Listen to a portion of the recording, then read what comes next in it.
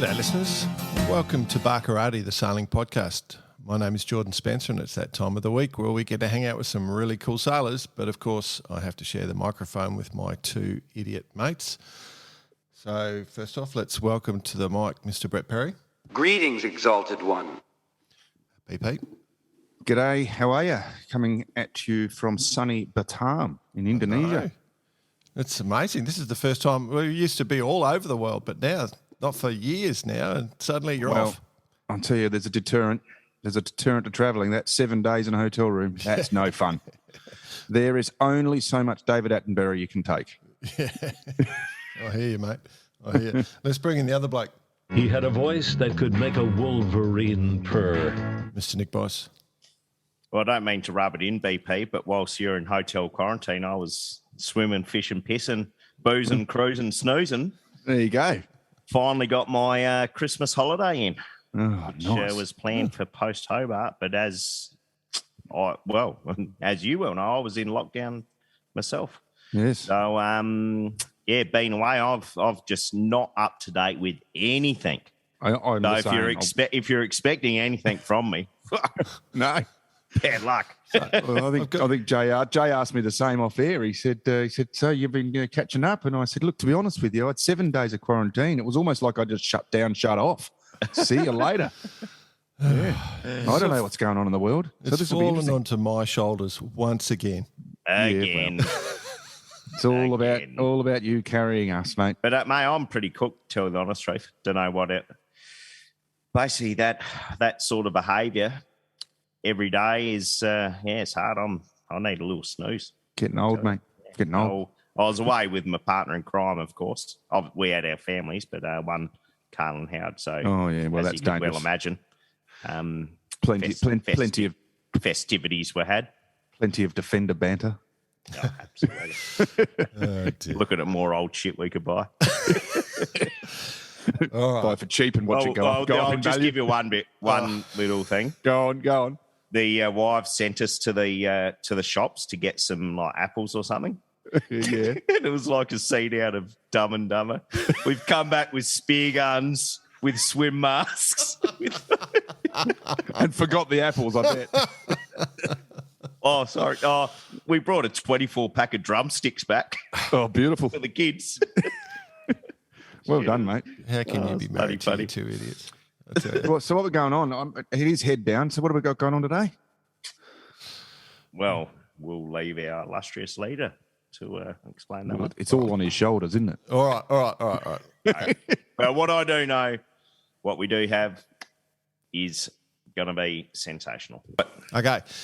All right. Our special guest this week is a very special guest. I would argue, best performed offshore sailor in the world currently. The last time he could travel around the world and go non-stop and do all the races, his teams were the best performed teams in the world, and he was a member of the World Sailing Team of the Year, the Sailing's Team of the Year on the Wizard. Navigator extraordinaire, Australian, Will Oxley. Welcome to Barkarati, my friend. Thanks, Jordan. Thanks, Spicey. First questions first, Will. So you've had a pretty successful cut last few years. Have you received a Rolex at all? No Rolex. Oh, jeez. The teams have won them all, though. You've won them all, right?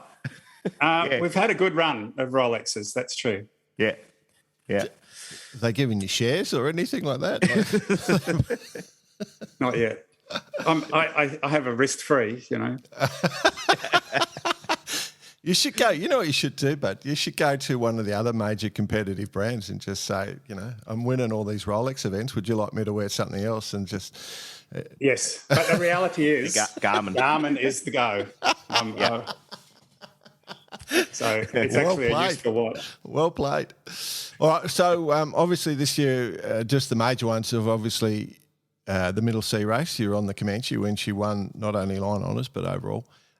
You're on Ichiban for the win in the Hobart, and you've just come back from the Caribbean where you've won the RORC Transatlantic on the Comanche. And I guess you're about to go back to the Caribbean again, by the way. Just suddenly thought of that. Yeah, I'm a bit disappointed that you didn't start with the Teakle Classic, since that was the beginning of the last 12 months. I'm a bit surprised that you didn't lead with that. It's not on my radar, that race. No, a strong competition from Bicey, but that was the start of the last 12 months. Yeah. Not many Rolexes, though. Yeah. A couple of crayfish, though. Yeah. That's right. And tuna. It's a highlight. But in answer to your question, yes, back to the Caribbean mid-February. Wow. And what's all that kick off with the 600? And then there's a whole host of other regattas in the Caribbean, right? Yeah, so there's the 600 on Comanche. I think we're going to do the St. Martin race week on Comanche. Then there's 2 super yacht regattas on Nalaya and the Antigua super yacht and St. Bart's. Then home for a few weeks and then back for the Voile of St. Bart's with Comanche. Wow. So not doing a great job with my carbon footprint. Wow. I'm afraid. But given that I've been away so much, it's quite important to try and get home when you can. Yeah. Yeah. So tell us just quickly the current Comanche project led by Mitch Booth. He's assembled and built a pretty solid team there. You're looking pretty strong with everything you've done, definitely the last few months, 6 months. Yeah, he's done a really good job with a very multinational team. I think for the transatlantic, we actually had 13 different nationalities. And interestingly, we had Russians and Ukrainians on board and everything was harmonious. I was going to say, in that 13, does that count Louis' 3 nationalities? No, we just stuck him with one nationality. I think we had 4 Australians and 4 Russians were the dominant countries. But some good knowledge of the boat from other people like Shannon and Louis, for instance, and then solid individuals like Daryl make a big difference. Yeah. That was well. Let's talk about the transatlantic because that's where we are. So that was not a normal transatlantic crossing, and obviously you got the record and one on corrected time. So hang on, Comanche's got the North Atlantic crossing going west to east, and you just got the Atlantic crossing with the east to west. So Comanche's the fastest boat on the Atlantic, basically. Monohull, fastest monohull, to be fair. Yeah, but. Yes, we've had a really good run. It was a really interesting race because it was far from a standard race, and there was this tricky low pressure system that was a long way in the north, but it meant that you would have to go. But I mean, the routing on some of the boats took them through the Azores, so it was a huge way out of the way, and then you had to punch your way through what was potentially going to be a very nasty system. So. I essentially sold the team on the idea that we could wiggle through between underneath the low and got by. And the trouble with that low was that it was very hard to predict. So it was moving around quite a bit. Yeah. And there was an easterly wave or a tropical wave that was starting to move across. And these are the things that start off the west coast of Africa and then move to the west, and then off those easterly waves are what forms the cyclones or the hurricanes that then go in and bash the Caribbean and the US. So they're a very defined feature. Wow. And then we had this little coal, which is an area of no wind between 2 high pressures. And between the coal and the easterly wave, there was little more wind than was forecast by the models. So we just tried to wiggle our way in between that. I know it looked like we just followed the line on the chart. Follow the red line. And obviously that's what we did, but we can't say that. We have to pretend that there was something smarter. So, so we managed to just wiggle our way through and encounter the front much further south. And that low did behave differently, and it did make hard work for the guys up in the north. I mean, Trifork had a really good race. They also broke the record. So in the absence of Comanche, they would have been the record holders. But we did have a very, very good race. The beauty of it was, because it was an unusual race, we spent the majority of the time pointing at the mark. Yeah. And when it's a VMG run and moderate to light airs, that's not Comanche's strong point. Yep. But when you can point the boat at the mark, you're really making lots and lots of good miles. Yep. Yeah. So for the listeners who don't regularly listen, 2 weeks ago we did allege that Will was just sleeping on the job after a hard Hobart. He just said follow the rum line and that was it. But there was a lot more thought went into it. A little bit. Yeah. Wake me up when you get to the other side. I did get baited in the middle. Oh, did you? I tried. We had a whole lot of different freeze dried, and one of this was I won't name the company, but it was a French company, and it was this sort of salad that had meat in it. And I remember going, "This is really not good," and so I threw half of it out. But I had 48 hours of really not being well. Both ends not good. Oh, so just the thought of that meal is enough to nearly bring it back. Just the thought of salad being on the front of a freeze-dried packet. Yeah. Writing salad, it just doesn't quite fall into place. I mean, mushy lettuce is no good at the best of times. No, that's right. You pull it out. And tomato. Let's keep going. Let's see if we can get him back. Let's see if we can get Will sorted.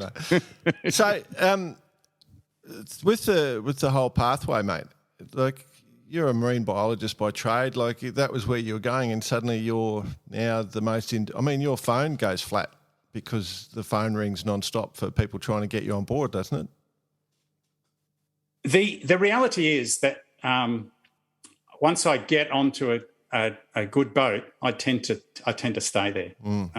I had cause to look at that was my 20th Hobart, and I've done 7 on Ichibans.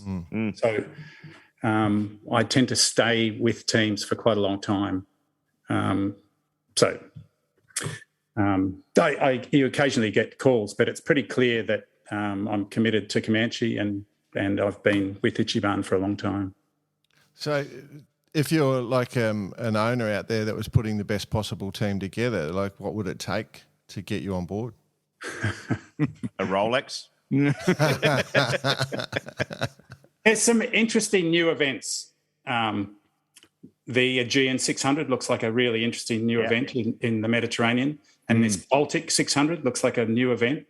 So I'm always interested in learning about new places and racetracks, and so that interests me. And the other thing is that really I'm very lucky to sail with very good boats and very good teams, and it's a pleasure to sail with people who are my friends and also very good sailors. So that makes a big difference in a team when you can sail across the Atlantic with a bunch of blokes that you get on really well with.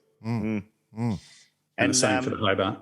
Given in more recent times, everything's been monohull, but you've done your fair share of multi-hull sailing too, right? I'd like to say I haven't done much multi-hull sailing. I've been around the world non-stop, and I did a Transpac, but other than that, not much. But yeah, does that carrot stick out in front of you? Do you want? Sure. So I've been working with Soderbo last year, and so I was doing the routing for the Transpac Shark Varb. So I sat in a house in Lorient for 20 days while they did their thing, and we had a team of 3, and that's pretty interesting work when you're actually down to trying to look at almost individual clouds and call every tack and jibe. Wow. And when there's like a 30-minute delay, because it takes them 30 minutes to get ready when there's only 2 of them on an old team. So that's interesting, and for sure I'd jump at a chance to do like a Jules Verne attempt on an old team. We had Sam Goodchild on a couple of weeks back, and he said the opposite of what you just said, where he had someone working on the shore, and he said it was quite difficult to sort of, you're out there sailing, and they're saying, jibe now or tack now, and they're going, yeah, but there's a cloud over there. I don't want to go into the cloud. So you can't see the actual cloud, and you're saying jibe because the weather looks right. And he was always tossing that fine line up between listening to what was going on, taking the big picture, and making that instant decision. Yeah, well, we spent a lot of time saying, could you just take a photo? Or you just told me this is your wind direction. So We see so we've got a dreener running, and we get a feed that is about 10 minutes delayed from the boat. So we're seeing as if we're on the boat, we're just 10 minutes delayed. So you can see the trends, but the thing that you don't see is the sky. And so we're forever saying, just give us a 360, or is it raining, or what can you tell us about the sky before we tell them to do things. But for sure, that is the most complicated part of doing that. What do you think your percentage of actually nailing that particular manoeuvre? I mean, have you made, obviously, even when you're on the water, you can get it wrong. I mean, it must be so much harder when you're sitting in your office 1,000 miles away. For the big picture things where you're, say, jibing into a high, you can set the same rules whether I'm sitting in a nav station or sitting in a house. To say, you know, minimum 12 knots wind speed. When the breeze is flicking, the sky is clearing, and you see the wind go left of this or right of this number. They're your cues to jibe. So rather than saying now, you say, this is what I'm expecting to happen. When the numbers get to this is when you're starting to set up. So on the bigger scale, you can be pretty accurate. The difficulty is when you're trying to say in front of a cloud, or you're dealing with a rain squall, then that part of it, the fine detail then has to be on the boat. You describe, you have a conversation, and what happens is we use Telegram, which is like WhatsApp. And so that's running 24/7, and there's just a constant stream of information going back and forth on Telegram, and photographs and questions, and we can see, we can see where the main sheet is. We can see the position of the jib sheet. We can see the trim. You can see everything about what's going on the boat. It is incredible. It is and incredible. all the old teams are set up the same sort of. That's my understanding. Yeah. So, I mean, I don't even want to go down the esports discussion, because I guarantee you're going to win every esports you enter into now, listening to that sort of conversation. But maybe you could help me get my boat down find your boat for the third or fourth time. I don't know where it is. The question, though, obviously becomes, you know, from a navigation perspective, you're talking all this stuff, but there's a meteorology element. So are you providing the meteorology as well? Are you working with meteorologists? How does that relationship work within the role that you fill on a boat? Yeah, so before a race, I work pretty closely with meteorologists. Christian Jamard is one that I work very closely with and have for many years, probably 20 years. Mm-hmm. And so Christian is someone that I can bounce the ideas off and discuss things before the race. And that helps give me confidence and support. Obviously, here in Australia, do that a lot with clouds.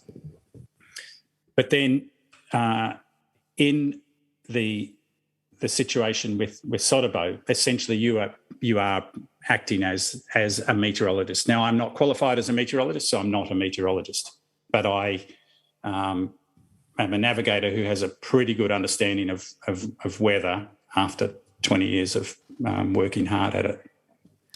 Oh, I've just had a revelation, because you're a marine biologist, aren't you?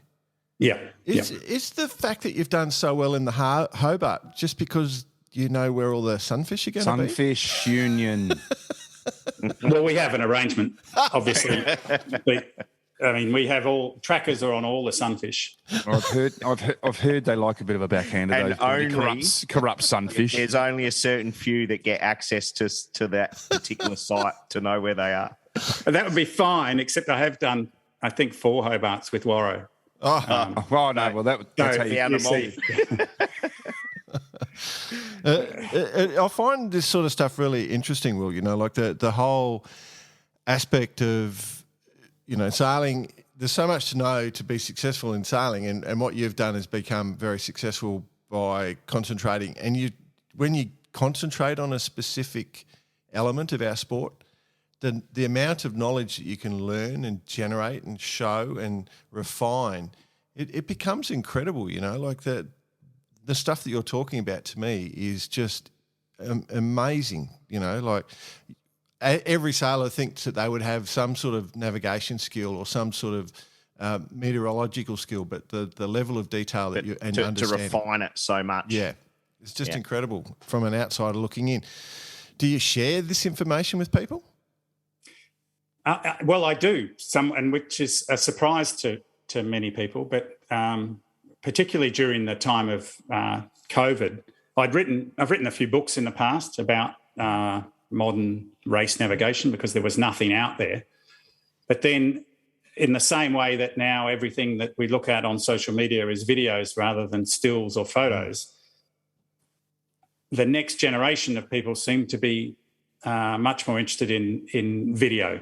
And when you're trying to explain something, it is much easier to demonstrate it and show people what you're doing. And so I've actually been running quite a lot of courses over the last few years and also going, when I've been able, going into the clubs and doing it. And it has been very satisfying for me to pass on the information because there's still a pretty small subset of navigators in the world. When you go to these events, it's the same people, and there's just starting to be a few young ones come through, but not enough. And I'd love to see more people get into the field of navigation and meteorology. So, yeah, I've spent a lot of time over the last few years passing on the knowledge, and I'm pleased to say that a number of my students have done extremely well, particularly in this year's Hobart race. Probably the top two were Jules and Carlos in the double-handed Disco Trooper and Crux, who love it. Really have just sucked it up and been like sponges taking on this information. But scattered throughout the fleet, I had a lot of students, and I pass on a lot of information because it feels like there's no point in it just sitting in my head. I'm not going to do this forever, and it's great to be able to pass it on. I'm guessing you'll even in your case, you'll never stop learning, right? And as new technology comes along, and you've got to keep updating yourself in that respect as well, and something would just happen out of the blue, and it's like, I've never seen that before. Yeah, there's huge changes happening with particularly the expedition software all the time. And so because I'm heavily involved with Nick in the development of the program, the time I spend doing that means that I can pass that on rather than it would take people months to get on top of it. But just passing on that information seems to be helpful. And along the way, I make sure that I stress the more fundamental aspects of navigation. There's a real risk that I'm good with a computer, therefore I'm a navigator. And navigators, by virtue of the fact that we're reasonably good at our craft because we've made so many mistakes in our earlier years, that we tend to be one of the grey heads on the boat. Yep. And so there's a lot of other knowledge that you carry dealing with safety in particular. And so the role of navigation is also often a role of mentoring and leadership within a team, just because you've been there, done that, and seen many unfortunate incidents along the way. Do you find that out of the people that you're passing this information on, that they have their eyes open? They actually don't realise that that's what was actually a part of it. They sort of go, "Oh, really? Is that what you focus on as well? You know, like is that part of it?" Like you just said, then it comes down to being a leader within a team. Do you think that they understand that when they come onto one of your courses, for example, or? The interesting thing is that when I set up the courses, I have a sort of an introductory, intermediate, and then the advanced. And of course, when you do a pre-survey, everyone says they're advanced, and no one wants to do the early courses. But then, having done the advanced course, about 50% of them go back and do the other two courses. Wow. Because they go, "Oh, okay, because it's like the pyramid. Unless you've got a solid foundation, no point in trying to deal with the top, because there's so much that the stuff that happens at the bottom that helps you understand the stuff at the top." So when people start using navigation software, the tendency is to try and follow the blue line, or the thing says do this. But as you know, if the wind direction's not what the model thinks it is, then that makes no sense. Or if you're under a particular rain cloud, it makes absolutely no sense to jibe right then because you're in a big header and you're ripping. Or if the current's in a different position than the model thinks, then you're playing with a different game. And so it's those sorts of things, and teaching people the keys and what matters and what to look out for that seem to be the things that make the biggest difference in people learning. And also documenting what you do, making sure that you write it down and stick your head out the hatch. Get your head out of the boat. Sky. Yeah, exactly. Head out of the boat. I'm actually looking on your website, mate, willoxley.com. There you go. I'll give you a plug. And I can see all the courses, the books, the videos, the expedition stuff. You open a topic of conversation, though, with that last statement, get your head out of the boat. There's been some classic mistakes made in navigation, and from a safety aspect, just from conversations, we've known each other a long time. Safety matters to you. Do you think that as part of this course or as part of this training you do, that you're driving safety, or do you think that, that safety is diminishing in our sport? I think that there's a tendency, because we're so used to, for instance, your phone telling you when to turn left or when to turn right, and in 50 metres there's a corner, that people often don't understand that whilst the GPS can be incredibly accurate, the GPS is putting you on top of a chart which might be incredibly inaccurate. And so just things like understanding what the zone of confidence is on the chart. And I use plenty of examples around the world showing where the reef is sometimes 3 miles, sometimes certainly 300 metres out of position. And so, yes, they know exactly where they are, but the chart is not accurate enough. And so trying to stress that there are multiple means by which you need to know your position, the depth of water, lighthouses, what's the direction to turn if the water gets too shallow. So when I provide information to the team and I say, I'm expecting you to steer 350, I don't expect you're going to see less than 20 metres of water. If you do see less than 20 metres of water, then we're on the wrong place. Turn right, don't turn left. We're just running along a shelf here. Wow. And so you're constantly explaining why you want people to do a particular thing. And the other thing that you can get yourself caught now is take, for example, seal rocks. There's a series of complicated rocks there for those that are Australians that are listening to this. And it's very easy with electronic navigation to get in there and wiggle your way through. But when the batteries go flat or the system crashes halfway through, you need to make sure that you've got an exit strategy. And so I draw little mud maps and make sure I've got clearing bearings and I know what heading is a safe heading and what depth is a safe heading. So don't ever get yourself into a situation electronically that you can't get out of manually. But that's the sort of... Are you a paper chart man?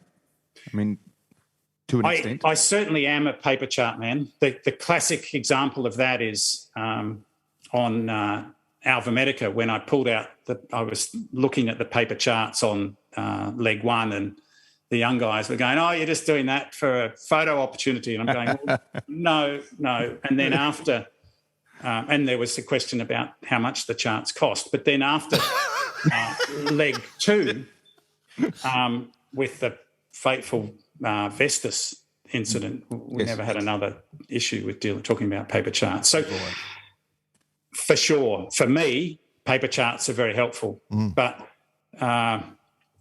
equally importantly is making sure that you have the right electronic navigation charts. And so I'll often have 2 or 3 different charts for the same piece of ocean.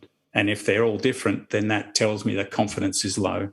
Right. Yeah, sure. For example. I must admit, I'm a paper chart guy. I can't understand that you can just rely on electronics. But then my weakness is I buy paper charts, but I've never updated one in my life, where you get your... You notice to mariners, I've never actually looked at that, so I'm probably just as bad as anybody else. Yeah, well, in Australia, the official hydrographic charts are now the ENCs, the vector-based charts, and there's at least 150 paper charts are no longer being published in Australia. So they're on the way out. But the electronic navigation charts produced by the Australian Hydrographic Office are updated every 2 weeks. So every 2 weeks I log on, I download them, and it's amazing things like the fish farms in Storm Bay, the fish farms, lots of fish farms around the world that on the charts that are not updated regularly, those things are not there, and that's just one example of where things change. Obviously, around Tonga, the depths are radically different. It was the same thing in Christchurch after the earthquake, that the topography changes. Yeah. Wow. It's it sounds like a lot of work. You look. I'm going to say you're underpaid, Will. Well, when you actually love what you get paid to do, you're in a pretty lucky situation, you'd have to say. Yeah. From a marine biologist perspective, with the amount of time you spend at sea, do you look at, like you've got a bit of downtime, do you look out and you think, oh wow, or wow, that's bad, or like your actual real qualifications? Do you look at that, just sort of regress back to those days? The trouble is that most of the changes that are happening are sort of, is the word invidious? They're hard to see on the surface. There's a sense that there's less wildlife in particular parts of the world than the past, but I think the big issues we've got at the moment, certainly here where I am in Queensland, and is talking about the Great Barrier Reef, and we know that it's under threat because it lives so close to its upper thermal tolerance, and so it only takes 1 or 2 degrees warmer water, and the balance is tipped over, and so that's happening with ever more frequency. And we've been saying this for 20 years, and so we're dealing with this latest thing where they talk about, we've handed over $1 billion we're going to do with the crown of thorn starfish, so maybe they can get hundreds of thousands of crown of thorn starfish, but you can have 3 million crown of thorn starfish on one reef with an outbreak, and there's 2,500 reefs. So the scale of what's going on versus what we can do, we're just scraping around at the edges. This is a global problem that can only be dealt with global solutions.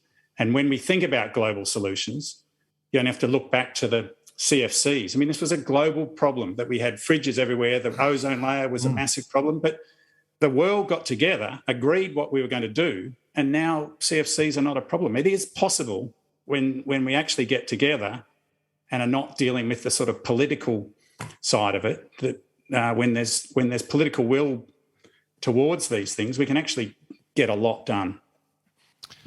It's interesting. So I feel like I'm dominating the questions here, but I can sense passion in you there, mate. And obviously, where the world is now, that the maturity of political leaders is so good nowadays. That all these things are going to happen. You can't help but be cynical at the moment, honestly. I spend 3 years taking the money away, and then at the last 6 months, we're giving it all back. The universities have been under the pump for the entire time of this administration, and it's incredibly frustrating. Well, I'm talking on a global scale. I don't want to get attributed to hating any particular political party, because... but I just talk on a global scale because that's how we have to think. Absolutely. Look, it's a problem of both sides. There's no question. Yep. But if there was enough, it does come down to we, the people, telling the politicians what we want. And it seems that by and large, the people are ahead of the politicians on this. So... with the passion that you've got, well, I'll redirect us back to the sailing. So one of the things about this year is there's been some controversial finishes with the results. So I'm talking the Middle Sea Race and I'm talking the Hobart, where you've won in both circumstances. And And with the passion that you have and the thorough detail that you look at everything, do you have sort of, one view? Let's talk to the Middle Sea race first, and then we'll go to the Hobart. Yeah, look, the first thing is to say that all the particularly Sunrise in this instance sailed particularly well, and they had a great race. In both cases with these, let's call them controversies, at the heart of the matter was safety. And I think often that's lost when we end up with these faceless Facebook warriors rabbiting off without having actually read the detail. It's very easy to blast off a tweet or something complaining about something without actually being across the detail. Yep. And you can imagine for someone who is across the detail, that's incredibly frustrating. So in the case of the Middle Sea race, the sailing instructions were incredibly clear that there was an alternate finish line, and there had been an alternate finish line in every Middle Sea race that I'd done, and that you had to take your time when you crossed this line. Now, the reason for that was that in rough weather, the port could shut. Now, you can have lots of arguments about the details of how the sailing instructions were written and that you can't have this and it's a shortened course, but there's semantics that is missing the point that the reason it was done was to keep people safe. Mm-hmm. And so that was the thing there. I think if that had been reversed and it had been Comanche that had been hard done by, I don't think we would have heard anything about it. But it was the little boat that could have. And so I think that that was the thing there, that in the end it was about safety. And it was the same thing if we move forward to the Sydney to Hobart race. First, my safety credentials. I'm on the Australian Sailing National Safety Committee. I've been involved in unfortunately or fortunately, many of the major things that have gone on, in particular in the Sydney to Hobart race and the other races on the East Coast. In 2009, I was involved with the PricewaterhouseCoopers grounding at Flinders Islet.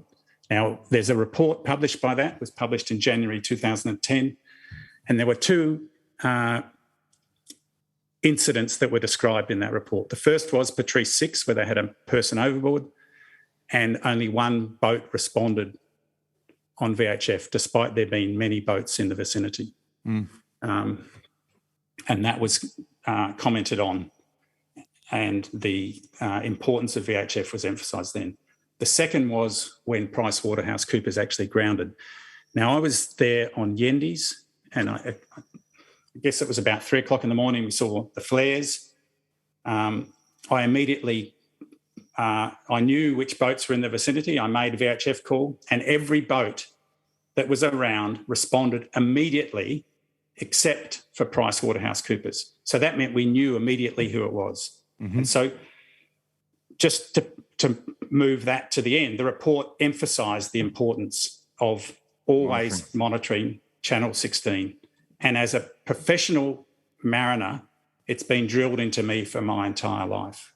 And as Bicey will know, racing around the world, the number of times you're talking to ships to try and clarify whether you're going in front of them or behind them and make sure that everyone understands the situation in crossing situations, it's incredibly important. I had cause to speak to a number of vessels during the race to make sure that they were clear. That's how I've been brought up. It's one of the few things in the Sydney Hobart sailing instructions that is in bold. So I have the VHF on Ichiban down below, and we also have a handheld that is on in the cockpit. Because we do have the engine running, because it is loud, you can't always hear. And I emphasise that, and everyone who sails with me knows how much I've emphasised this for years. In the short course racing, I wear the VHF strapped to my chest because it's so important to be able to hear what's going on the radio. So that's the first thing. So we got the call. So essentially, my understanding is from the protest with Celestial that AMSA called the CYC at 23:53. At 23:56, they were unable to raise Celestial on the sat phone, it couldn't be connected. So at 23:58, 5 minutes after the call from AMSA, we got a call. We answered on the second ring. It was the CY saying we haven't been able to raise them. AMSA are concerned. We've got an hour before they will launch an aircraft. All based on a PLB going off, correct? Yep. So they have no idea whether there's a person in the water and the PLB has come off as they've gone into the water, that the PLB is sitting on the boat and they're falling in the water. You just do not know in this situation. Mm.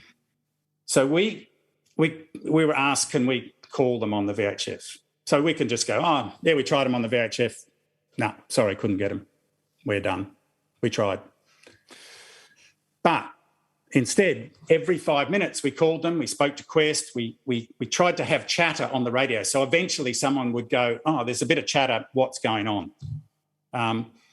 We got close to the hour and they're like, well, they're going to put the aircraft in the air. And I said, well, there are two things that we can do. I can let off a white attention flare because I'm allowed to do that.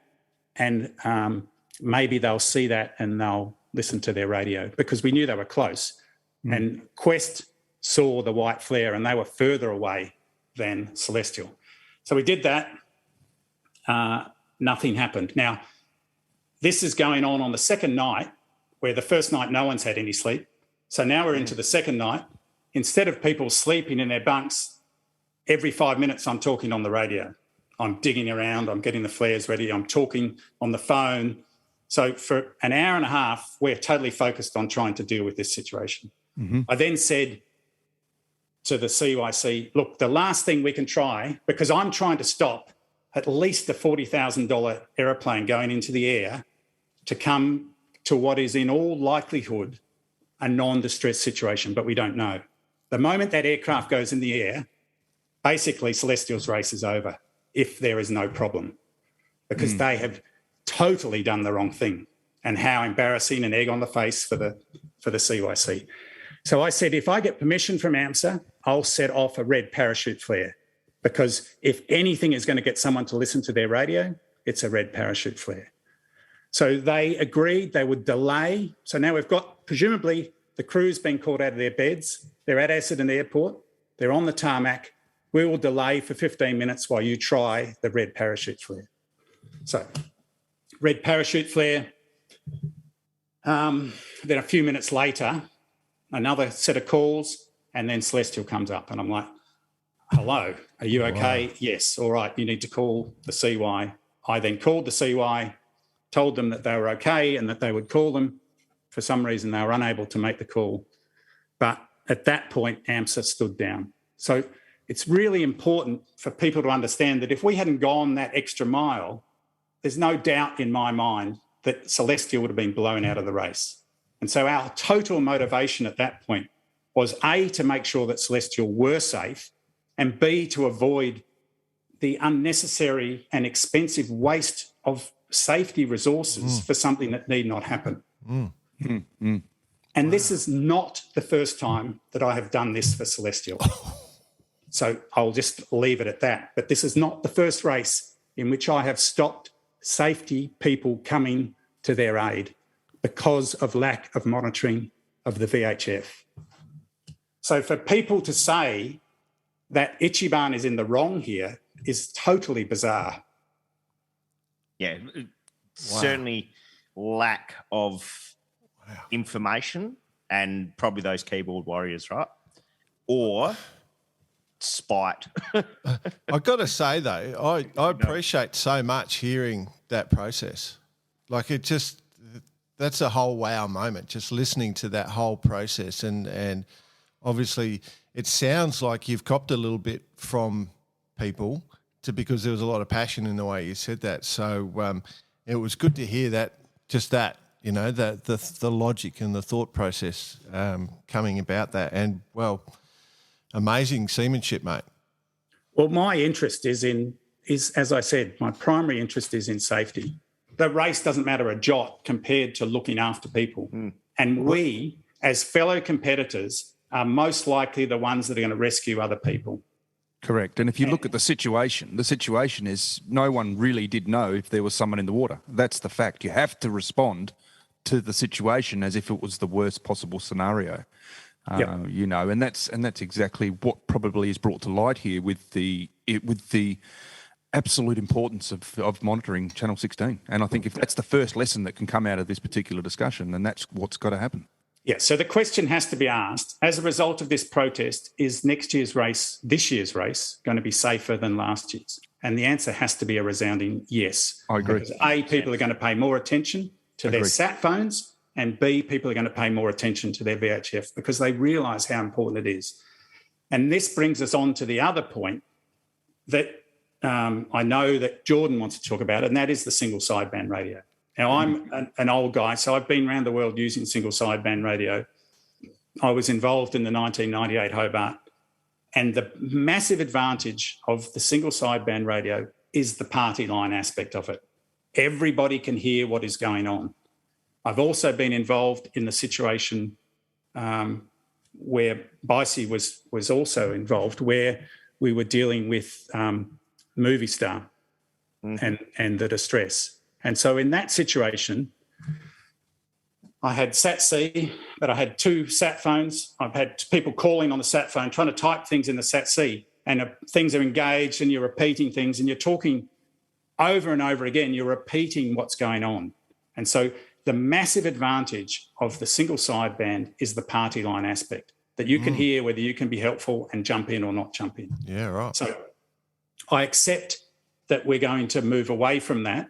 I think that it's going to end up, personally, I think it's going to end up with some sort of thing like WhatsApp, where, and that, just bear with me, if you have one single device that is that phone number, that's how you contact, and you're either connected via Wi-Fi to your boat's SATCOMs, or you're just on the cell phone, or you're on something else, then you can forever be in contact on that number. And you can also send a message to the entire fleet. When you can type something, everyone can see it. And so they've got to that in the Vendée, and they've got to that situation in the old teams. And they have particular bits of equipment, but these are big budgets that that are able to do that.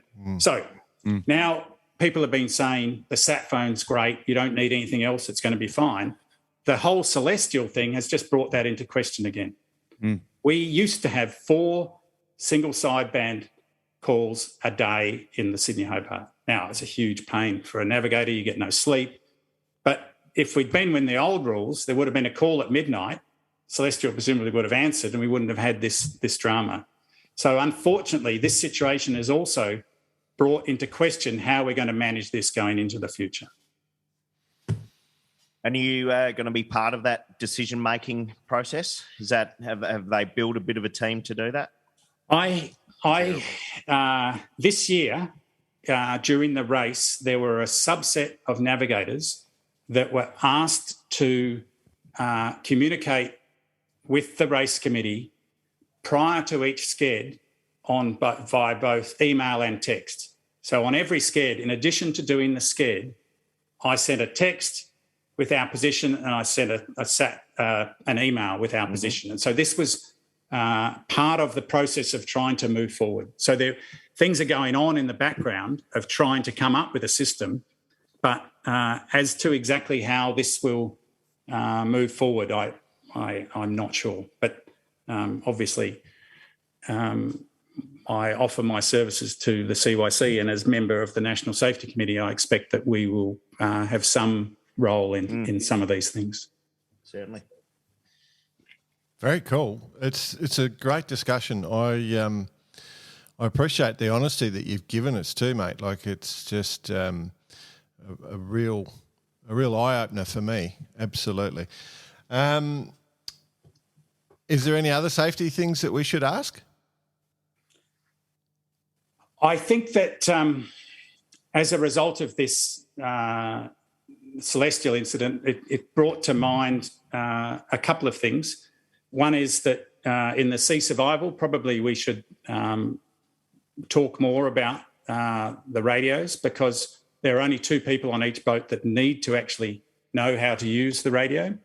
that's one thing that comes to mind. So people are aware of the importance of it, because a lot of the people coming into the sport they're very, very good sailors coming from a dinghy environment, but the concept of going offshore and the responsibilities, not just to yourselves, but to other competitors, is not necessarily in their DNA coming from that side of the sport.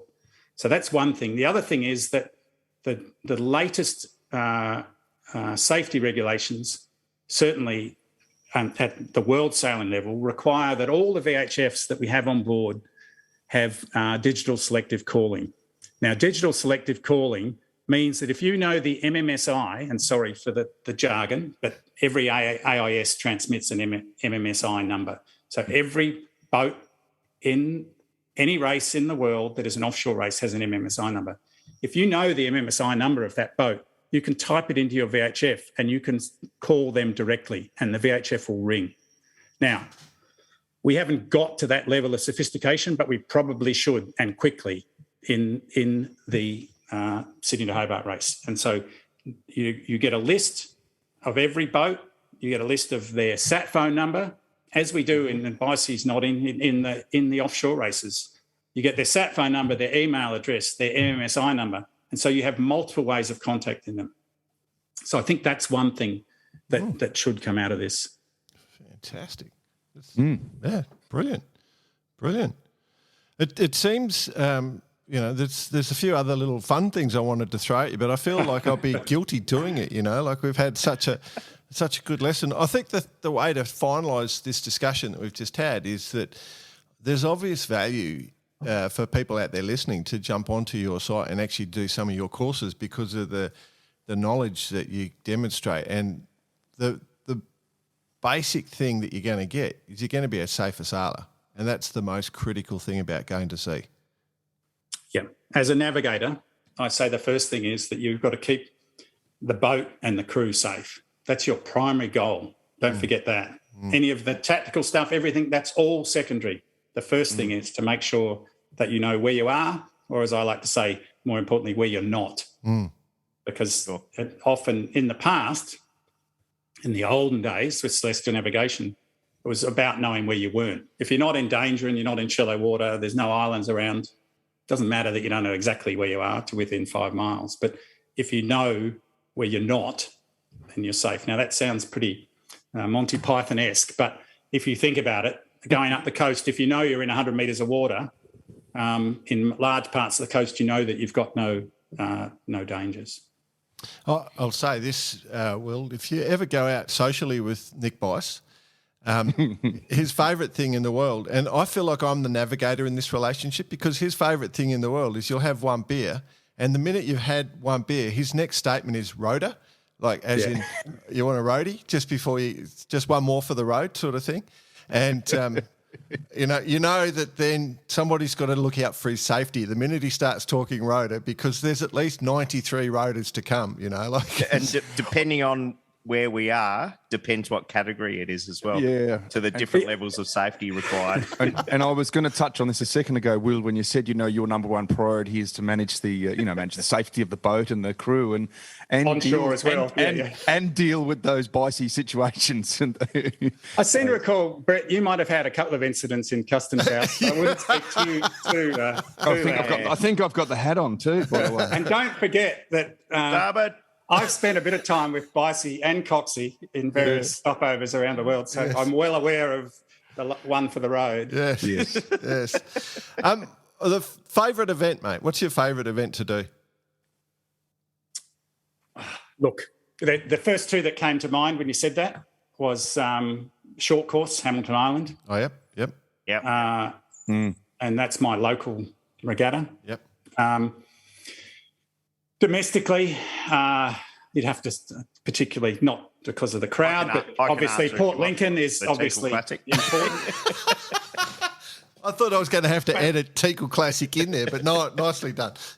But, look, I've made so many mistakes in the Sydney and Hobart race, and I'm just starting to get it right that I do like that race course. It's a terrible time of year. Imagine that for 20 years and I've been Masu for longer than that. But for 20 of them, I'm like, oh yeah, sorry, I'm away. Yeah, I'm off. It takes a rare form of to be so smart and so dumb to do the Hobart 20 times. What about your favourite boat, mate? Ooh,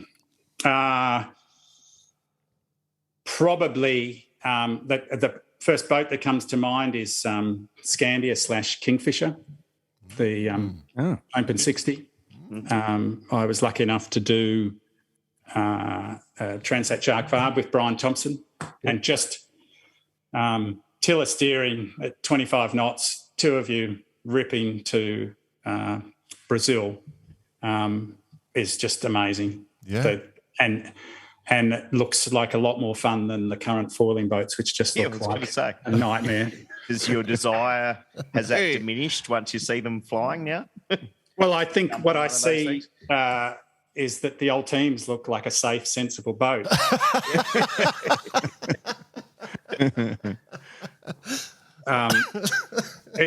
Like I can imagine doing it two up, where you're either doing something or you're trying to hold on line in a bunk. Yeah. But with too many people, it just, I'm not sure. So that's probably the short answer. Would be the Kingfisher was the first one that came to mind, because the absolute joy of doing that, and the beauty of double handing, of course, is that you're doing everything. Yep. Yeah, of course. Yeah. But obviously, Ichiban is an incredibly special boat here in Australia, and Comanche is just anything over 8 knots. It's incredible. It's just, I mean, at one point, I was down below. We were, big squall. We're just sitting on 37 knots, and I'm just going, oh my God, the loads on everything is just extraordinary. The thing is just, wow. You're just going, holy shit, this is a strong, cool boat. Oh, yeah. I hope. Like the realisation is when you see it on a reach next to, like, off a start line on a reach. I know. That was amazing, the transatlantic start. It's just insane. She's a cracking boat. I don't think anyone we've spoken to that has sailed on Comanche is just still blown away by the achievement and what it can do. So it's going to have to go down. It's an absolute weapon. And sure. And Mitch is doing a really very good job. I was going to ask you that. How is the transition over to these new guys? I mean, obviously there's still some familiar faces there, but there's a bit of a new guard. We've had to go. We've had to go through a few people. We had one driver in the middle sea race that wiped us out. Some bloke, can't remember his name. It was this World Sailor of the Year. Right. Was he wasn't a ginger, was he? A ginger. It might have been. I can't quite remember. Right. We've had too much mist notch against his name for the Ginger Challenge. Yeah, well, that's it. And we've got the other bloke, the guy that breaks everything. And we're lucky enough to have him for the 600, I believe. Oh, yeah. Well, that'd be Kyle. Oh, is that his name? Yes. So we'll call him Seagull. Yeah. Yes. So in the middle sea race, it was a pretty cool Aussie afterguard with those two, Mitch and myself. Yeah, could imagine. It sounds like, I mean, it really does sound like you just have the best time in life, mate, of life, like you do what you do well, and you get to go on all the cool boats. I'm very, very lucky indeed. The downside, as we all know, those that travel, is the time away. And then last year it actually took me 3 goes to get permission to leave the country. The government knocked me back twice. Wow. And on the 3rd time, I had to bring in all the big guns to try and get permission. But then you're away for 3 months. And then I came home for 3 days and I said, I'm going to do the Sydney Hobart. Yeah. And then I came home for 4 days. I'm going to do the transatlantic race. So it would be better that it wasn't, you didn't have to spend so much time away. But the trouble is, once you get on cool campaigns, it's pretty hard to say no. Step away. Yeah, you don't want to. Yeah, you must get the airport lounges. You'd be platinum on everything, mate. Qantas do a good job. There's the plug. I love it. That's probably why we never crossed over. We're on another airline all the time, but that's cool. Mate, I think we're out of time. It has been probably one of my favourite conversations, I'll be honest, and the level of honesty and the depth of knowledge has just been inspiring. So, yeah, mate, there's always, as you know, this is your second anniversary of the last time we chat. Thank you. There's always an open spot for you, bud.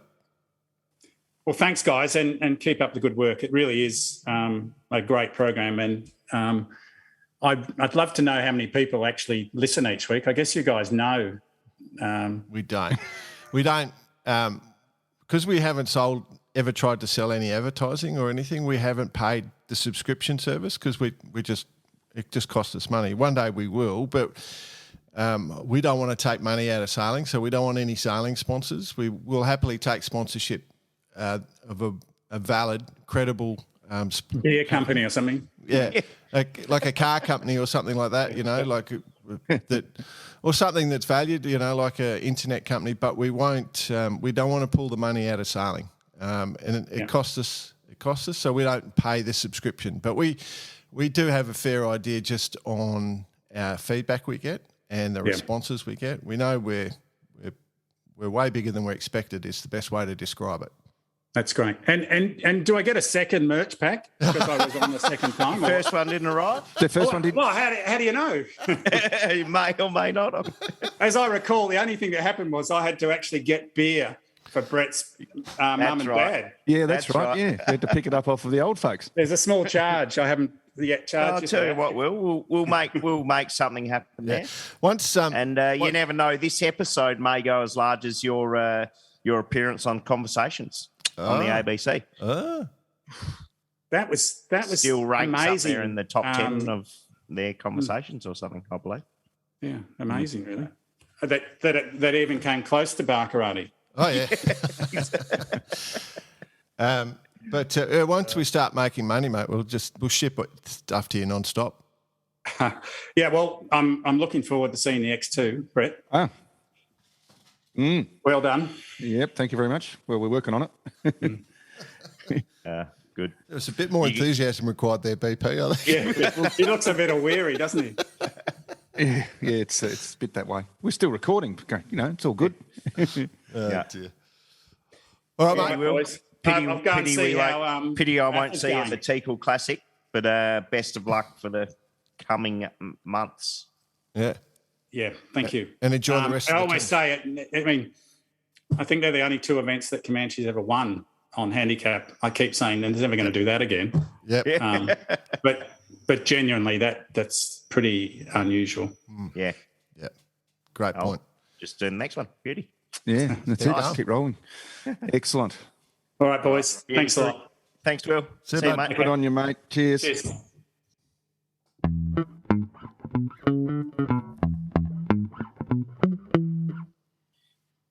Not sure about you blokes, but I think I'm probably about to sign up for a navigation course by the one great Will Oxley. But you said it, Jordan, the honesty, Yeah.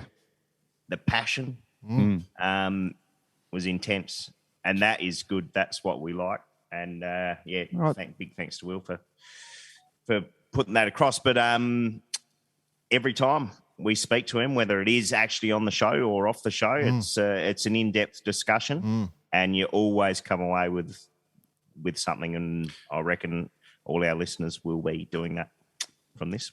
Well, you mentioned that you're going to do a course. I think I'm going to have to do as well, because both of the guys that performed brilliantly in the double-handed division of Sydney Hobart have done a course. So I think it's going to be a prerequisite for double-handed sailors. Yeah. to do that, to keep up, because we all know how important it is. Well, at the end of the day, also in double-handed world, there's no choice not to be as up to speed as the other bloke on board, right? Correct. I must admit, I forgot to ask, like with those courses he's doing, whether if you were non-racer, they could be good, because I actually spoke to Will about the expeditions. The fundamentals and stuff. Yeah, well, because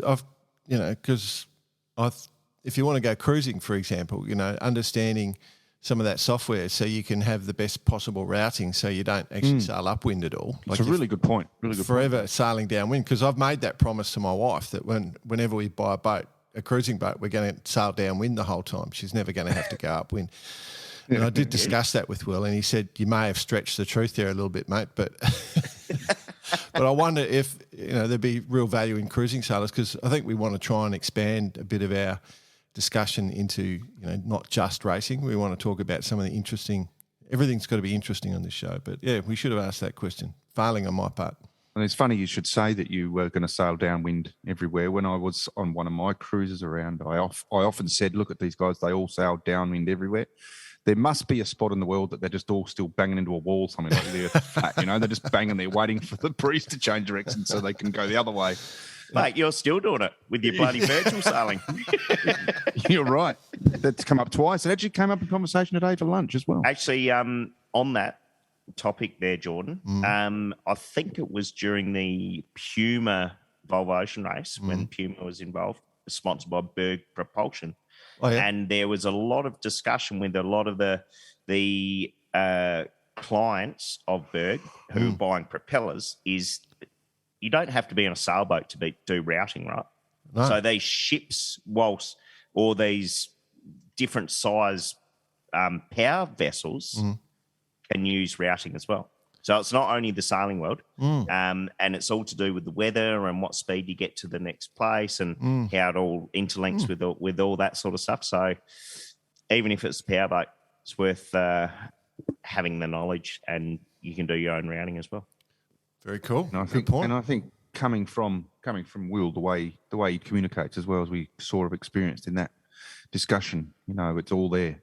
You get everything. There's no, like he said, he doesn't want to hold any secrets back on how to win races. I mean, that your decision's out there on the water to do that, but to have the best possible tools in place, as he mentioned about the double-handeds, they put in the effort and it showed. They make really good tactical decisions on the water. Beauty. Yeah. Cool. Good. It was great. Great episode. Bonza, move on. All right, club events. Summer of Sail. Did we plug Summer of Sail last week, or did we forget? No, we gave it a little plug. Good. Did I forget?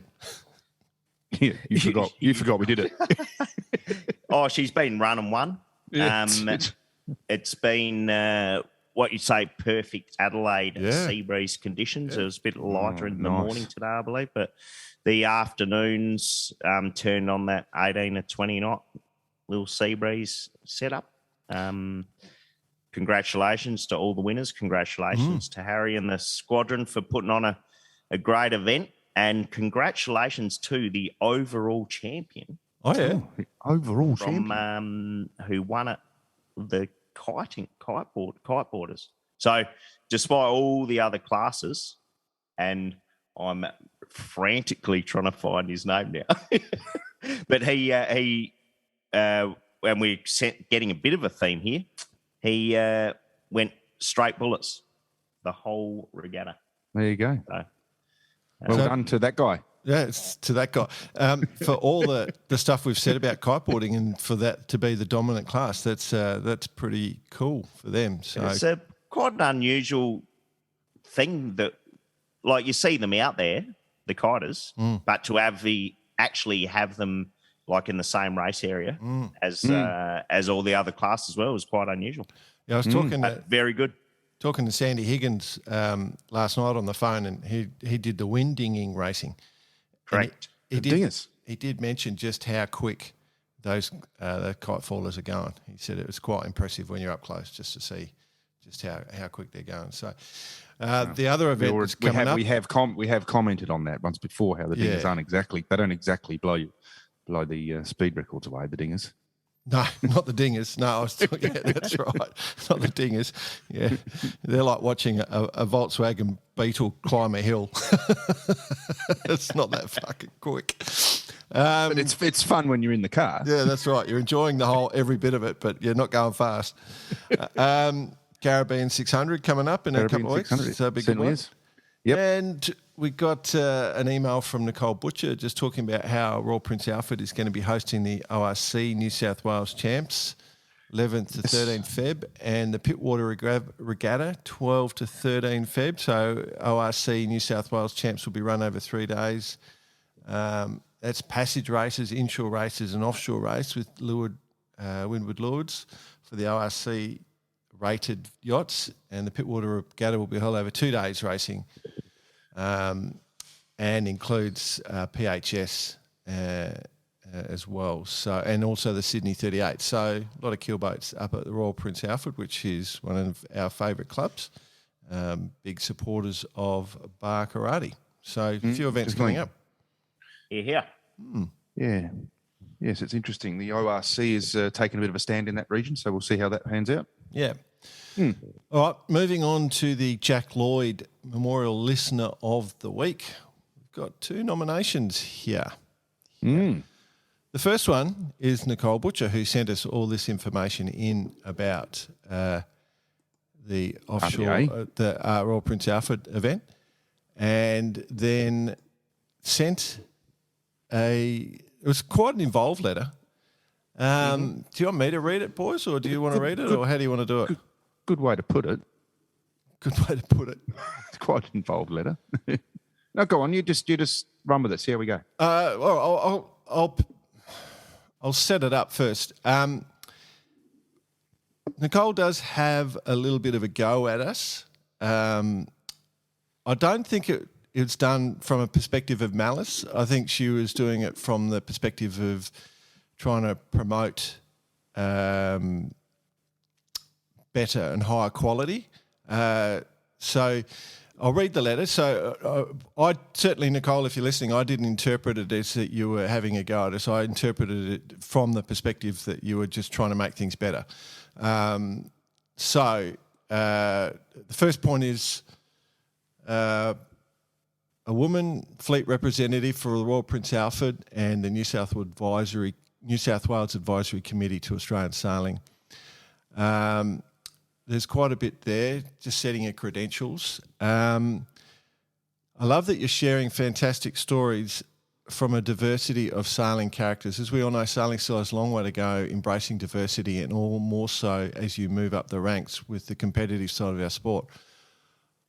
Whilst you're sharing stories, discussions about our quirks of dress style, which I think you generally was funny, the only mention of women was Swedish Bond girls. The implication in the recent... hang on, my eyesight's getting bad. In the recent Flotilla episode, discussion about the quirks of dress style, which I think was generally funny, blah, blah, blah. The implication being that women would only be on the podium to look good handing out trophies. For 3 guys endeavouring to improve the culture of women in sailing, you can do better. Sure, I laugh at the incongruity of the men and women in their blazers too, but you don't need to add the Bond girls in to make the joke funny. I was chatting with Mike Ritchie this morning. He lets me sail on his very cool Timber Carbon R38 revolver. I've just introduced him to the podcast, which he is loving. His thoughts were that from a business perspective alone, bar karate further embracing the untapped market of women in sailing would be a no-brainer. Why not walk the walk as well and include women or some other person of minority to mix up the team of white blokes as a replacement when someone goes AWOL? What a great way to show that we're just one of the team. We're all just mates wanting to have a good time sailing, and at the bar, we don't want to be treated differently, just equitably. Okay. Righto. So first off, bit of bad news there, Nicole. I said blonde. The conversation, not Bond. The conversation was talking about what's basically the gist of it is that a lot of Australian and a lot of pros are living in Sweden nowadays. And I was just highlighting the fact that genetically there is a lot of quite attractive and they're blonde women there. They're also athletes, great people. I've never met a Swedish person I haven't liked. So there was no implication that you're making, nothing about women only being good for handing out trophies. It's not how we roll. The element of 3 white men presenting a show, the response I have to that is that we're not 3 white men presenting a show, we're 3 mates. We we came together as mates. We're putting this show on as mates. We've never brought in another host. It'll never be another host. It's us three. And we came together because we're mates and we like hanging out, and this is how we fill our time, and we just want to help our sport. But when it comes to our guests, we have a fairly strict criteria on how you become a guest on Barkarati. You've got to be interesting, you've got to be informative, or you've got to be funny. There is no condition around male, female, colour, race, religion, handicapped, anything. It's just, we don't even think about those things honestly in our debate, who we should put on the show. We don't think that way at all.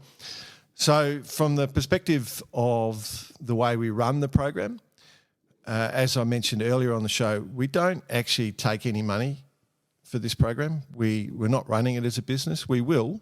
And if you are out there wanting to sponsor us and you're a non-sailing brand and you think that we do a good thing, that's the way that we put the program together. It's about interesting, informative or funny conversation, and people love it. We have a huge listening pool. We know that. In fact, the show is like probably 100 times more successful than we ever imagined it would be, and we're incredibly grateful. We also have amazing relationships with all the top women sailors in the world. The Magenta project, which is probably the most powerful women's movement in sailing. They communicate with us on a weekly basis. There are some fantastic sailing podcasts led by women out there, and we encourage you to listen to them. We've never talked down about any of those. So from an inclusivity piece, I don't know that we're not being inclusive. I certainly would open the conversation up to my colleagues just to see if they want to add anything. Nick, I know you had a good debate about this. Yeah, no, I had when I read the email, and then I had a discussion with my partner in crime. Reality is we are 100 times more successful, as you've just mentioned, than we probably were. And we are having our mate conversations. And reality is we can all do a whole lot better. And I referred back to when we interviewed Hugo, whereas in his eyes there's no definition between male and female. It's just all the yachties. And the way we were brought up and the generation we were brought up, by all means, now and then there might be a little slip of the tongue, definitely with no intention at all. But our eyes are opening up. Everyone's eyes are opening up, and everyone's getting better. And I think our sport is one of the best that does embrace, multi-sex participation, and you can do it all on the racetrack, all together. I didn't. Whilst Nicole brought up some points there, it definitely didn't put me in a position to feel threatened as such, if you know what I mean. No, it comes from a position of somebody who cares, is what. Absolutely. She cares. And I just kind of I did give it a little nod of the head. Yeah, actually, everyone can do better as well. Yeah. Sure. And that includes us three. I've got to say, just as an aside, Hugo Ralph, who you're talking about, who was the young Queensland Youth Sailor of the Year, at the end of the VXs, he had been sailing and he saw me and he came over and he'd just taken a bite of something and it was like a cracker or something dry, and he sort of walked over and stood next to me and he's chewing. And he's got his hand over his mouth. Like the old Jatson beer trick. Yeah. And he's chewing and he's chewing and he's chewing. And it's like a good 30 seconds have gone by. And I looked at him and I said, this better be a good conversation, mate. You've made me wait a long time. But I think just heading back to that conversation just a second ago, there is something I've got to bring up. In that conversation. It's very serious and one that I think the whole letter, if you like, whatever you want to call it, is actually, it lets itself down when it mentions business and Barkarati. From a business point of view. Well, I mean, really? How do we go in that one? I'm only joking. The other thing is there's a discussion around electronic engines in there, which I wouldn't mind coming back to at a later stage. It's a good long-term discussion. Actually. I think it's fairly detailed. So, Nicole, we'll come back to that one. The only question is, are you the listener of the week? Because there's another nomination, Scott Patton. Can somebody maybe bring it on? Put it this way. This is in Bicey's corner because he did it. I didn't put it on the podcast. Oh, okay. Anyway. Okay. So I'll read it word for word.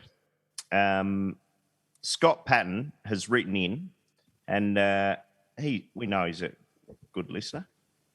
Right. Do you think, just on the off chance that you might center your logo on the podcast apps, please? 35 plus years of sailing, and the downside is you notice the tiniest little details. Scott, you've won the listener of the week. And that is something I cannot unsee anymore. No. Well, I'm going to go straight off this. In fact, I might do it now. I might do it now and have a quick look. Once you say it, you just go, oh, my God, I've never looked. Fucking amateurs. So, Nicole, you almost won it, except for the mention of the business, because a true business would not have their logo go on AWOL like that. I love it. Very good. Very good. Ole, ole, ole, ole. Feeling hot, hot, hot. It's hot time with Bice. Feeling hot, hot, hot. Rightio, gents. We all know IMOCA scene is shaping up. So there's two parts to this question. What is it shaping up for? Just what IMOCA's been doing for the last years? Or is it the actual ocean race? Who knows? We're hearing a rumour about this. But we saw one poke its nose out of the shed this week. Did you pick that one up, BP? Nope. Sorry, Jordan, I'm still searching. Go on. Take us through it. What has happened here, and we weren't smart enough to pick it up at the time, what has happened here is Kevin Escoffier. We'll all remember on the Vendée last year, his boat split in half, right? Mm-hmm. And he was rescued very, very quickly and jumped on, and then his mate Jean Le Cam rescued him very quickly, and his boat split in half and went to the bottom. Kevin ate all Jean's cheese. Cheese. Fromage, I shall say. Fromage. That's right. Anyway, so PRB have funded the build of a new boat, and as I said, it's just poked its head out of the shed. But here's where the conspiracy theory comes in. The boat is it's being built by Jason Carrington, right? So we know that's a quality build based on a Vertier design. But not only is it a Vertier design, it is straight from the Ocean Race project, Nick Bice, that linked out, and I've got a mental blank. Pivia. Pivia. A Pivia from. It's the Super 60 shape. It is, with a few little updates. And I'm guessing this is the boat that was starting to be built by Justin Slattery and his team. There you go. I cannot confirm that. Like I said, it's alleged. I've been a bit off the comms this week. Just saw the photo, saw where it was coming from. Yep. And knowing that there was a half-built IMOCA sitting there. Yep. So what I'm saying is that Kevin put some charges around the middle of that boat and let them off when he knew Jean Le Cam was nearby, sunk his boat so he could get the new fast design. Yeah. That's what I'm alleging. Shit, that's a long game. It's a long game with the assumption that the Volvo, the Ocean Race project was going to fall over. But he's done well, yeah. He knew it. He had inside knowledge. But anyway, that boat's due to come out of the shed formally in March. So it should be launched in March. But basically what we're suggesting is PRB is going to be a quick boat. Yep. we know she's going to be quick. So Absolutely. there you go. So there you go. That's my answer to your hot item. Anything else? A few boats in production currently this time of year, including your good self with the X2 BP, which we'll look forward to seeing. But something else is also in production and keeping a couple of boat builders busy in NZ, I'm guessing. Got any idea? Yes. Yeah, the 40-foot foiling. Yes. The AC40s. The AC40s. Yeah. Yep. So that's going to be a something to keep an eye on for sure and see. You know, seems everyone these days is building a bloody foiling monohull. The little Nika is flying Nika, sorry. Yeah. The Mills design, foiling coming out. But, and then, of course, you've got the Persico project as well. So, every man in his dog's going to be selling these. Well, and there's the 69F circuit, which we sort of mentioned about the youth team doing their fundraiser last week. But the 40, there are no grinders on that. It's all battery powered for those things. So that'll be an interesting one to see how it plays out. But it's cool. But the one that I'm really interested in is that offshore, those offshore boats that are being built for fully crewed, fully foiling offshore boats. We've already seen the Imoca 60 starting to trial it. So what I'm interested in is the AC40s coming out. We know obviously they're for each team, but whether this is going to be something that's going to rival SailGP as far as a circuit is concerned. It's going to be tried. I'm not sure they've got the financial backing that SailGP has. There is a rumour. Given their new sponsor, also SailGP. Yeah. Mubadala. Yeah, for the San Francisco final. Yeah. There is a rumour going around that one of the boats being the AC40s is a Baccarati boat. Have you heard that rumour? No, but I like it. Again, but I like all our rumours. May or may not May or may not be. Dear, no worries. And what colour are we doing that one? Oh, who cares? I don't care about colour. Righto. Move on. And then finally, it's not really hot news or anything because we did speak about it going actually back to Nicole's there when we're talking about uniforms, but the New York Yacht Club Challenge has been accepted during this week. Yep, saw that. Yes. So in America's Cup world, that is significant. From a historical point of view, that's significant as well. Yes. So, Yeah. the American Magic New York Yacht Club. Apparently the team, they're all getting ready to be set up and assembled back in Newport, Rhode Island. So not right at the minute, though, with all the storms going through there. It's good. Got plenty of friends on that team, so we're happy for them. Yes. We saw all that, didn't we, during the week? Yep. They're all happy to be working again. Very cool. Anything else, Mr. Boss? The only one last thing, Victor, the medal maker Kavalenko, has been named as what was it? The Master exact coach. wording? The Master master coach. coach. Yes. The coach of coaches. Yes. The super coach was taken. Yeah, super coach was taken by one Jordan Spencer the Great, yes. I think they were spitballing it, as they call it, in the US, or they had the whiteboard out and they had it all mentioned and wrote super coach. Oh, no, can't use that. That's it. We'll go master coach. And you know that happened too. You know that absolutely happened. I can assure got our mate Pagey taking on the 470 coaching. So yes, that's great news. Yes, absolutely. Back into home territory. I think it's good there for him to be doing that. I did have a chat to him about it, and he's excited. So Victor's going to be working with the coaches to teach his techniques and stuff. So and set up the programs, which is a major step. So Michael Blackburn, in his technical director role, and Ken Lynch in the performance pathway manager role, I guess, working with Victor to pull all that together, and it should you'd have to think it's only good can come of that. So very happy for Australian sailing, given that we're biased, completely biased, and totally interested in sailing. Actually, I did want to. That just made. Now you've just mentioned that, like teach him everything he does, and maybe it was Pagey that was explaining to us that Victor would just look at someone, and for some reason I've got bloody some model search reality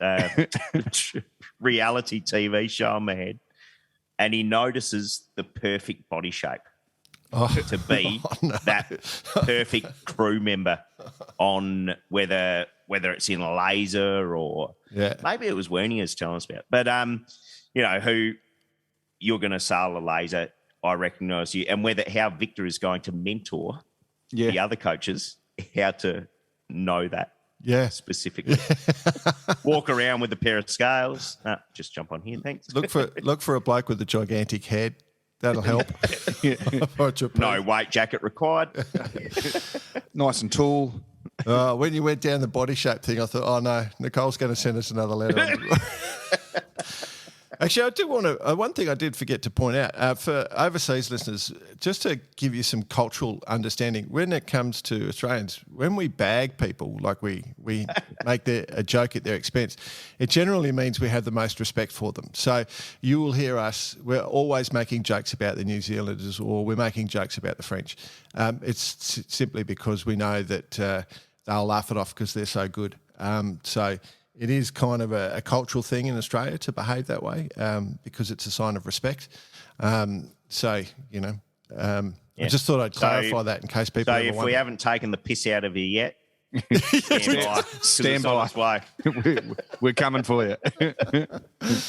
Oh dear. Okay. Second favourite thing to do. Just take it as a compliment. That's it. I got one. Go on. Yeah, go on. Yeah, go on. I got some interesting text messages this week, boss. Go on. Grant Cooper. If I said the name Grant Cooper, what do you think? Port Lincoln. Olympics. Yeah. Grant Cooper. So he is ex-Port Lincoln boy, but he lives up in Gladstone, but he is responsible for the media for the Brisbane to Gladstone yacht race and puts the whole production together, does the live stream, does a lot of work, is involved, because Gladstone Council, I think, fund it quite a bit, to go up and see Gladstone, which is an amazing place if you ever get a chance to go to Gladstone. It is quite amazing. It's quite an industrial town, but some of the stuff they do is very clever. And anyway, so Grant, he starts sending me a few texts during the week because I'm doing the commentary for the start on Easter Friday, I think it is. Hey, mate, what's your size again? Need to send you a new shirt for this year for pre-publicity. So we'll do a little video and stuff. Mm-hmm. And I did my standard joke, which is extra handsome. But I actually wrote extra large because I didn't want him to waste time. I just wrote extra large. But normally I just reply extra handsome because people just know, but I wasn't sure. So he wrote back. You two blokes together. Yeah. He wrote back, shit, I only have an extra large, moderately handsome. Will that do? I said, it's a major step down. You probably should send that one to Bicey, right? He wrote back, no, I have his size in stock, 2 extra large and bloody annoying. I'm extra large and bloody annoying. Love it. I love it. Yeah. Yeah. Good on him. Take the boy out of Lincoln. Go on. Bravo, Grant. You're next on the list, pal. Dear, that's a laugh one. Good one. Quick, big mention, Ian Brown. I thought I'd just quickly mention him. So Ian Brown, Olympic legend, Australian sailing legend. He wrote in 2019, my friend Michael Quirk, who's the international president of the 505 class, loaned me his second 505 to race in Europe. It was a testing time for my body after 35 years out of dinghies with a guest crew. Soon after COVID, it got going again that I could handle it. So he's bought a 2019 Bill 50 to campaign for the World Championships. And he's connected with twice world star champion crew Tom Olsen from Cape Cod in the USA. 10 years he's younger, and they're going to try and go for it. So that is an interesting one to see That's Brownie a back huge on the water. story. Have to add that to your notes for the Nationals, the Worlds. Sorry, The Worlds, yeah. So he hunted out for some really high-level crew. The word went out. So, and he's the beauty is that the high-level crew came back and has taken it on, so that's even better for him. No, I knocked it back. No, oh, did you say? Comments from the super coach. That's Clearly, you extra got a large, coaching role, mate. extra large, extra handsome. Extra cripple is what I'd say. So, that's good to see, Mr. Brown. So the world champs are definitely going ahead in Cork from the last conversation I had, which was only a couple of days ago. That's it. IQ Fall International Games just finished. They're cool. Super cool. The IQ, the falling. I'm going to have a bit to do with those coming up over the coming months. I think that they are spectacular to watch, and the guys and girls sailing them, they're a new breed. I love it. I love watching them sail on the water. Great fun. Super fit too. They're in Lanzarote, as you would expect. There, a bit of wind, bit of swell. Congratulations to Pilar Madrid and Nicolas Goyard, Nicolas Goyard. So Pilar winning the females and Nicolas winning the men's. Pretty tough competition too, because they have to do course racing, slalom and marathon. And it's just they have a lot of races on a day. Yeah. The thing is, they're so bloody fast that the races are really quite short. They look cool though, don't they? They look really cool. Yeah. I like them. I had the privilege of spending a couple of days out with young Gray Morris, who is going to be Australia's sort of is heading up Australia's run for the selection. Super talented, but geez, they handle those boards well, and they're great. And you got no chance keeping up with them in a rib, unless you've got a grunty little rib. But yeah, that was hard keeping up with them for sure. Sailing, crazy sport. Actually, that's just an aside. On the discussion with Hugo, I believe, some of the stuff that Hugo said has gone right up the tree, about never having grown up without seeing a boat foiling, never known that boats can't foil, That whole discussion of what appeals to the youth now, I've been told that it has gone right up to the top. Somebody whispered in my ear just the other day saying that they listened to that episode. Was that Hugo with a mouthful of No, cats? it wasn't Hugo. It wasn't Hugo. But poor Hugo's sitting there listening right now going, shut up. Oh, good. So, interesting things. So, good times. But that's it, I think, boys. Have we got anything else? No. All good. Dinner's on the way. Excellent, mate. Well, best of luck with the X2 stuff. Thanks very much, Dinner's guys. on the way, and three hulls are on the way right now? 3 hulls are on the way, yes. It was quite exciting. When are we to ever go going to in. see you again? 8th of February I'm booked to come home, but that may extend. But no, I've got to get... You'll be back just in time for the Teakle Classic. Yeah, well, Adelaide Port Lincoln Yacht Race. love to go and do that yacht race. It's a cracking race, that one. We got another cracking guest next week lined up too already, gentlemen. We just got to agree time when we can get to speak to them. So we'll have to work that one out. But we're on fire at the moment. Loving it. Righto. Cheers. Indeed. Where are you up? Did you bring your guitar across to Indo? I've just actually bought one. He whittled one I went out of a bit of teak I went from the Burmese forest. What he's been doing for the last 7 days. David Attenborough whittling a guitar. That's it. Make it up. Yeah, no, I've actually bought one, so I'll get it out. Want me to play? So everyone, thanks for listening. Appreciate it so much. Everyone. Bye, everyone. Well, it's all right now, 'cause I'm making it right.